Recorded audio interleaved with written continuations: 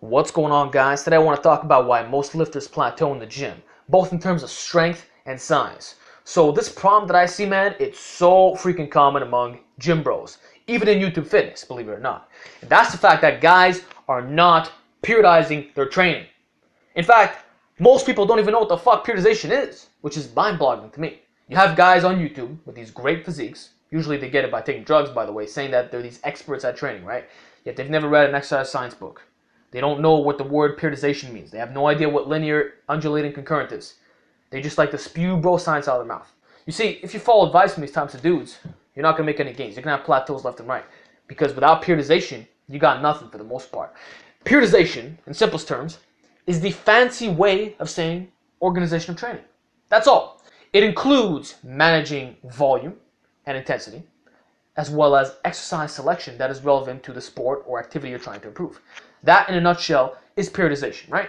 But you see, most guys don't know what periodization is, and that's why people are having plateaus.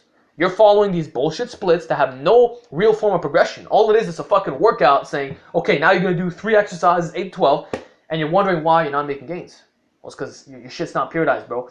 And that's another reason why, like, heavy lifting gets such a bad rep. You're going to have guys, usually the bodybuilders, saying you shouldn't lift heavy all the time, because lifting heavy all the time is going to cause you to plateau. Or you'll have people saying you shouldn't do high volume all the time. They should cycle back between heavy and light. And when I hear these comments, it's like, bro, do you even concurrent periodization? Seriously, do you even concurrent periodization, man? With concurrent, you can go heavy year fucking round and not have any strength plateaus. I've been maxing out every single week for over 2 years. Over 2 fucking years. Yet you're going to have a guy saying that you shouldn't be lifting heavy all the time. Really? Concurrent periodization says otherwise. Now, what about the volume stuff? Well, guess what? I've been doing crazy volume training for over 2 years. I can do 10 sets of 10 year round. Yet you'll have guys saying you shouldn't do German volume training year round. It should be used as a specialization cycle. Well, with concurrent, you could do year round. Same thing for the 20 rep squats. You could do that year round. You could do all this shit year round if you periodize your motherfucking training. You see the point? But see, guys are not periodizing. So what you have to do, what I want to get across in this video is that you have to start periodizing your shit. Read an exercise science book or watch a lot of my training videos, see how it's done.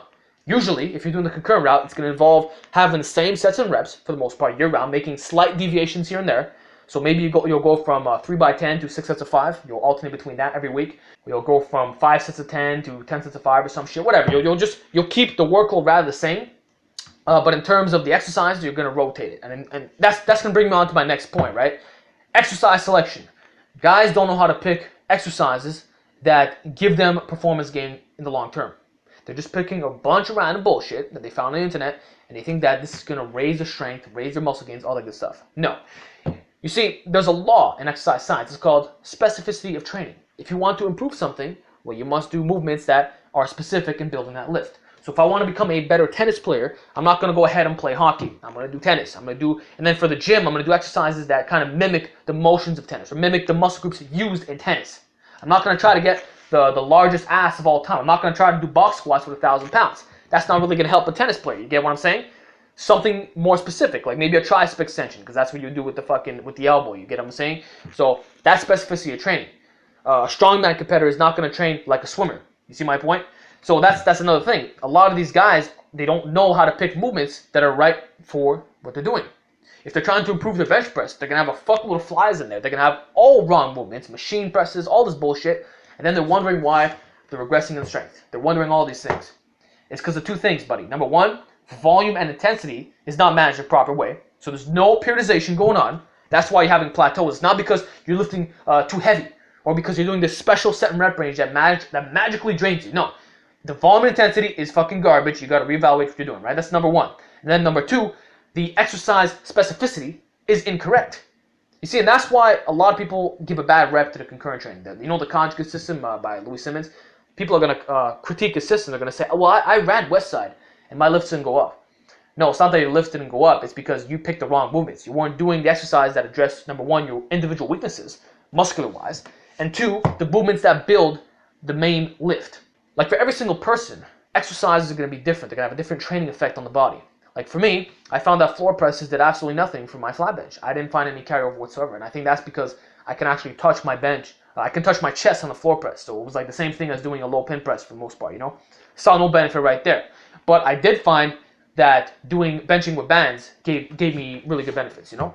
What about block pulls? I found that block pulls were not the best thing for me in terms of improving my deadlift. I feel that rack pulls are superior. That's just me. For another guy, it might be totally different. They might say, oh, fuck, these block pulls are making me all kinds of gains. These floor presses, these board presses, making me all kinds of gains. And that's because they're addressing movements that are specific, and of course, it's addressing their own individual weaknesses. Everybody's weakness is a little bit different, you see?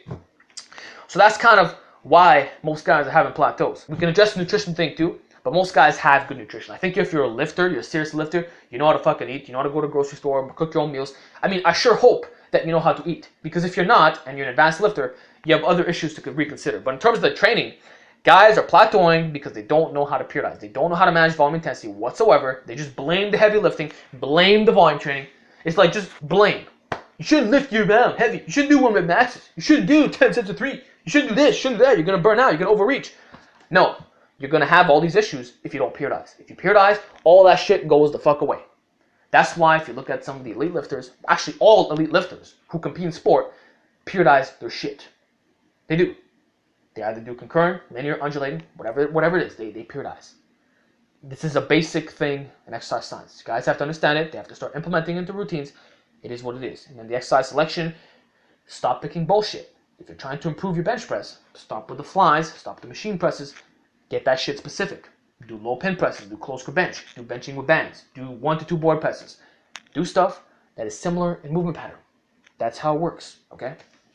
So, that's it for today's video. That's why most guys are plateauing. It's not because nutrition. It's not because you're not allowed to lift heavy or you're not allowed to do volume training. It's not because of the magical rep range. It's because they're not periodizing their shit, all right? So that's it for today's video. I want to hear your feedback. What do you think about periodization? Did your training change forever when you started doing it? I want to know. And with that, I will talk to you all next time.